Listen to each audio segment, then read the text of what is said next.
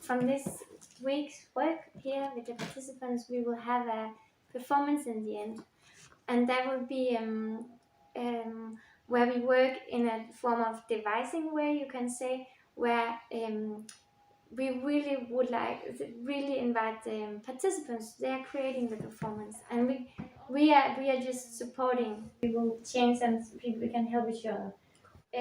So what is it now? It is have so many ideas from what we did, and it's inspiring from us to see what they come up with.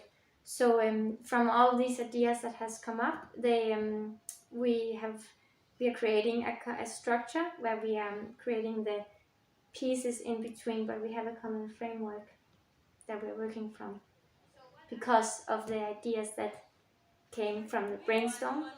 We started in smaller groups with a brainstorm, then we met in a bigger group, and from that now the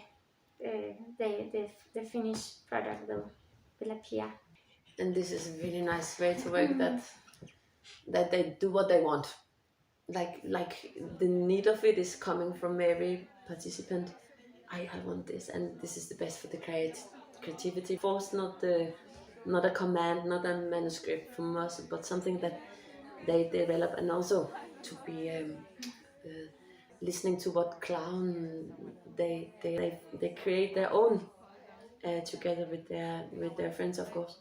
We don't have to think also too much with the mind, that we also go into the body state, like what feels like intuition here. And as some participants have said, they've learned to move with intuition from this week. So it's also to feel what the clown wants to show, or what is shaping here, that we are in this process also not only in the mind but feeling what comes from this group together.